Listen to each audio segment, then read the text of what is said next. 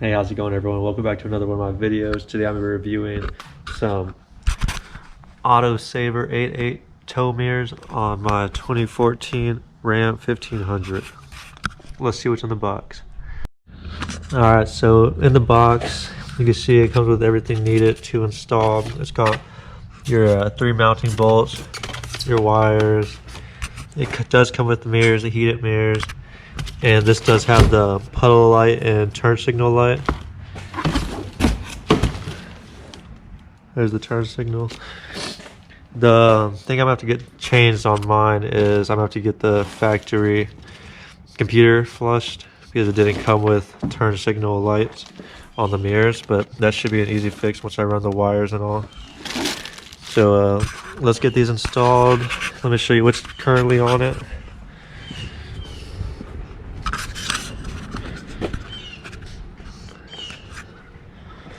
I currently have non-tow mirrors, and these I added on extra. Usually they're just one flush mirror.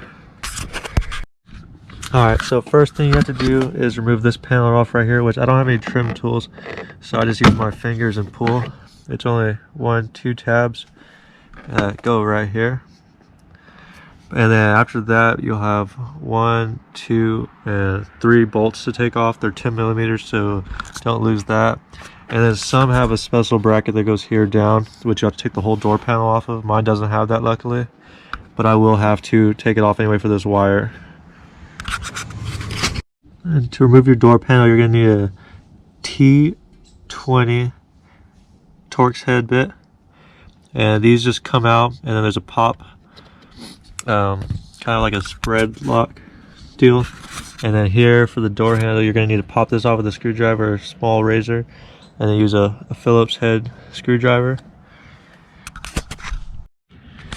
Alright, so now the door panel is off. Once you get all those screws out and that one Phillips head screw, the door panel just slides up.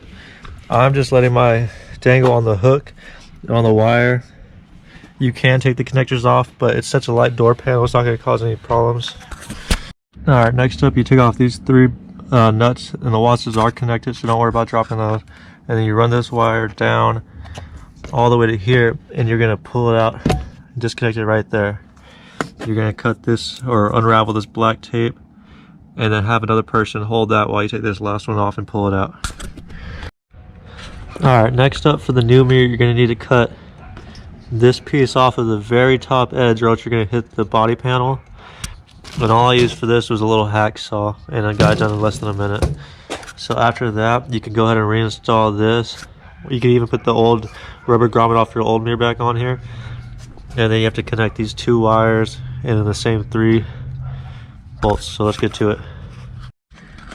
Alright, so I went ahead and installed it. As you can see, this is the shaved bolt head, and these 2 are still long. This one has a dimple right here for this one, but this one would have ended up pushing out that plastic piece and rubbing into there, so I had to trim that. And then next up you run the wires down, and you still have the original black and white. The black will go up top and the white will go down here.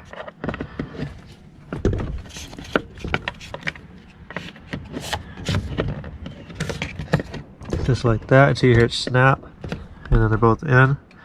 For those of you that don't have factory turn signals in your mirror, you will have to get your computer flashed by a dealership to get them to work, but that's not much. Next up, you put the door panel back on after you tightened everything off.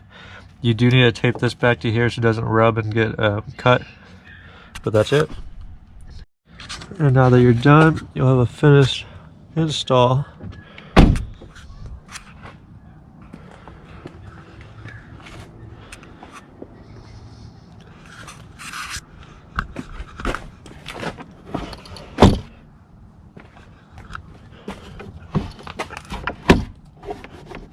Pretty sturdy, pretty strong. I like it a lot. Like I said, you'll still have to get your computer flash to get the turn signal and puddle light to work, but the dealership should know exactly what to do. Thanks for watching my video.